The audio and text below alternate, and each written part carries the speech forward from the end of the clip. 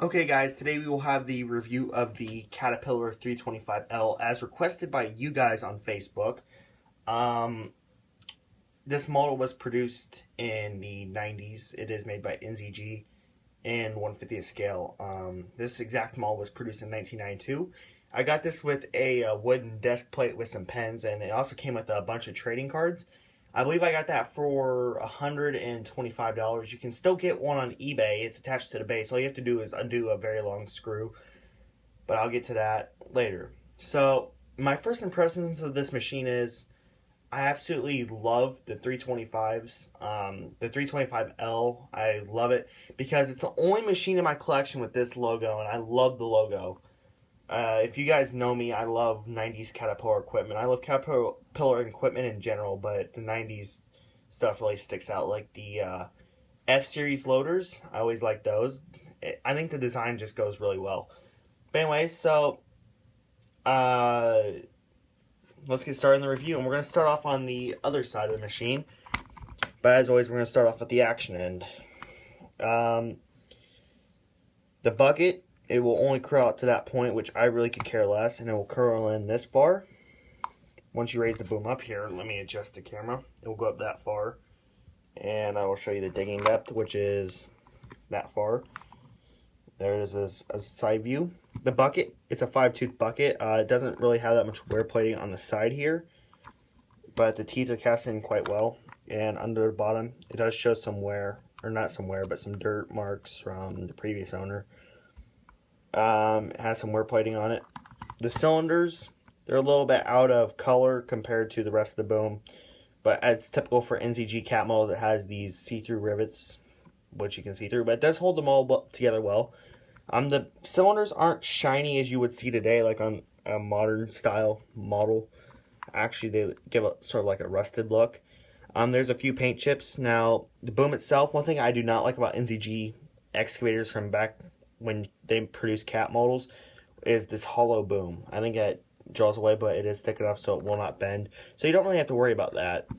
Up top, you have a cat logo on the boom. Now, one thing it kind of bothers me, but not too much. I mean, I love the logo on it, but I wish they would have put the cat logo like right in here.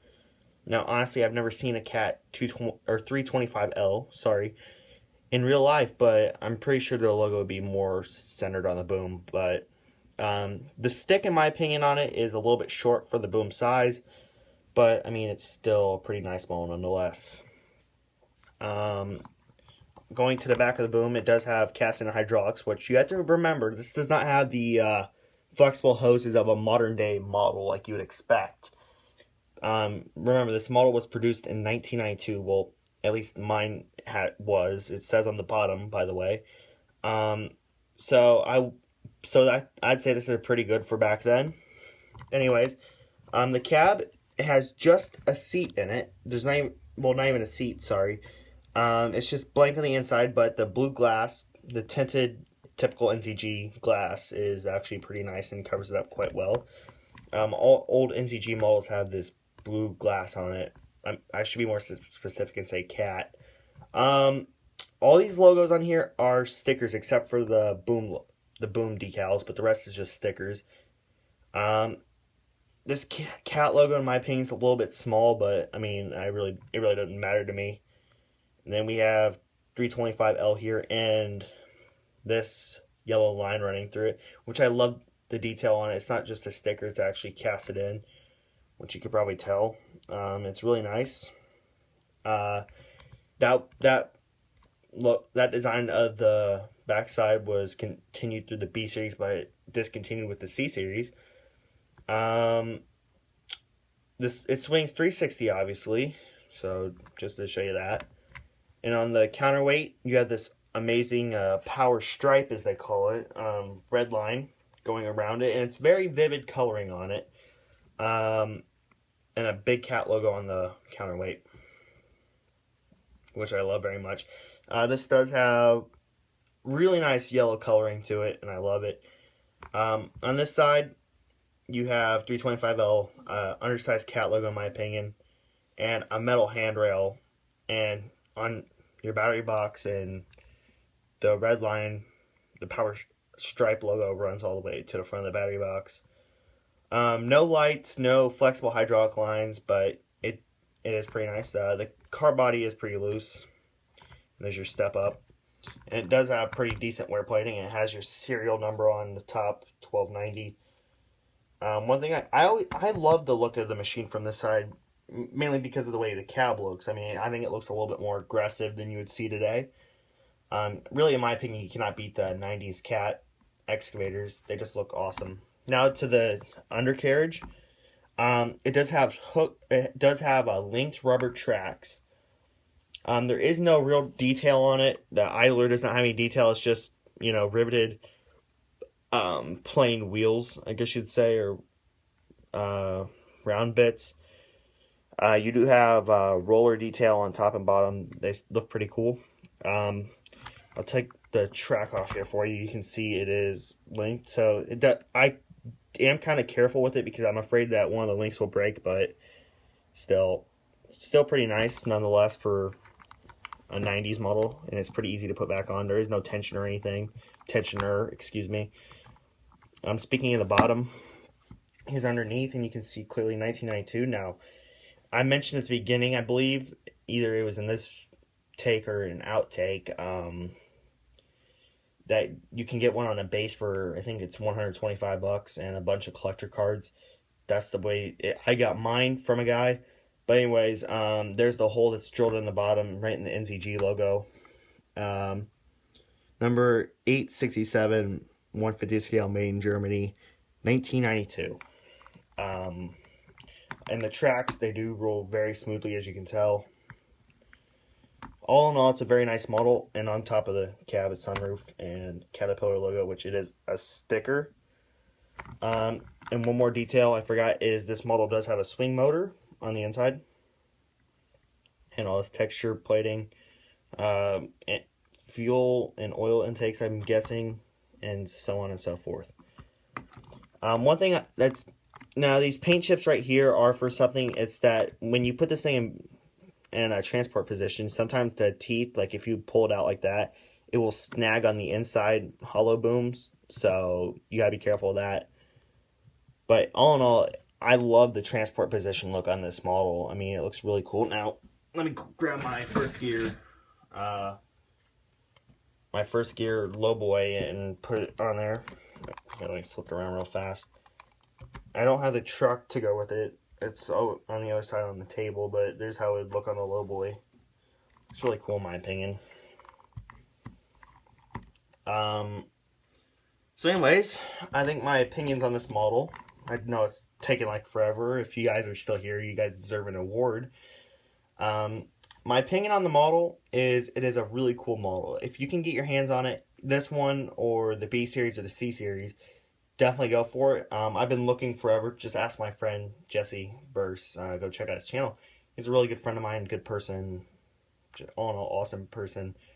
Oh yeah, and hi to Jesse's mom. If Jesse's watching, just say hi to your mom for me. Just kidding. This is a really cool model. The B series, if you could get your hands on it, definitely get it. The C series, I would definitely get it as well. So definitely this model is worth the money. It's an older model. It's about 7 years older than I am. So it'd be about 22 years old. So they can do the math if you ever want to know how old I am. So,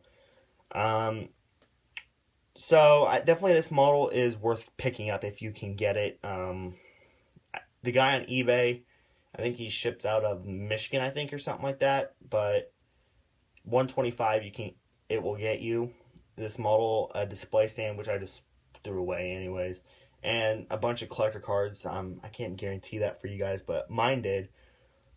All you have to do is unscrew it from the base. It's really a cool model.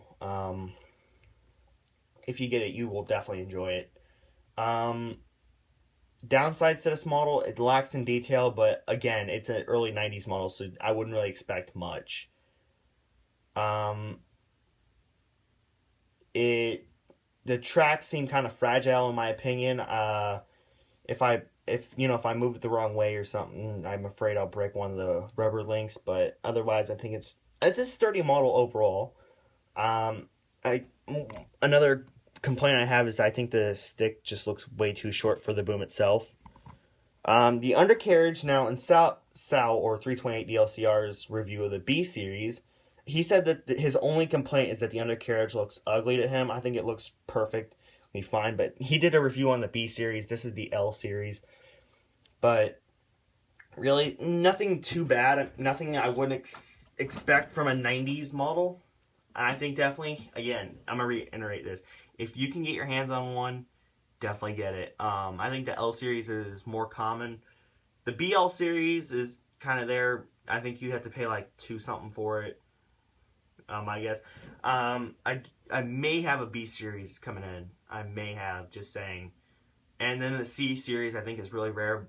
I think there's 2 colors to it. I think there's the normal colors, and then there's the Kokosing colors based out of Ohio. I do have the crawler crane and the 2 service trucks, so I think it'd be pretty awesome to have it, but it's just a different color. With the B series, there's the Iowa Dot version, which my friend Brandon, who I'm gonna be uploading an unboxing from him here in a couple days, he sent me some models. So he lives in Iowa and he's had his eye on them. But otherwise, really, again, if you can get your hands on this model, get it. NZG did a great job with it. Now, if you look closely in the boom, I forgot to mention this, you can tell where like the boom was positioned when they painted it, which was with the bucket out like that. So you can definitely tell that. There is a mark on that side. And on this side as well. But, again, nothing too serious. Nothing that you would ever like notice. I haven't really noticed it until now. Definitely a nice model. I have nothing really bad to say about it. I mean, yeah, it lacks in detail. It's a really simple model and all, but remember, it's a 1990s model. It even says on the bottom of it. So, you know, out of a 10-star rating, I would definitely give it a 8 out of 10.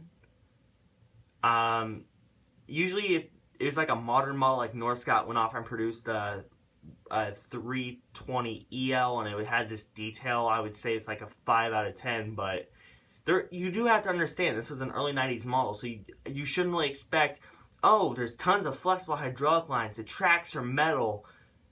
You shouldn't expect that. You know, you shouldn't expect opening cab doors and engine compartments. You shouldn't expect that. So definitely, you know, don't get your hopes too high on this model, and if you don't, you know, you'll be pretty amazed by it. So definitely, if you can pick something up within the 325 range, get it. And I know this video is boring, so again, if you stuck through this review with me, you deserve an award within your own rights. So definitely check out my other review videos, my equipment videos, walk arounds and all that stuff. I'm going to try to upload more for sure, and hopefully you enjoyed this review. Hopefully it was very informative. And yeah, so be sure to give it the thumbs up. Be sure to subscribe and check out my other videos. And all the money I make off of my channel will be donated to a charity of some sort as sort of like a thank you to you guys, you know, so you guys can actually help charities out indirectly by viewing my videos. And I will actually upload proof of me sending all this money that way, because believe it or not, my videos do have advertisements in them, which means I make a very, very, very, very, very small cut of the money. But when I do get that $100 check, I will send it straight to charity as sort of a giving back sort of thing to the people that have helped me. So yeah, thank you guys for watching. Again, give this video a thumbs up, share it with your friends, family, whatever. Subscribe to the channel, and thanks for watching, guys, and as always, peace out.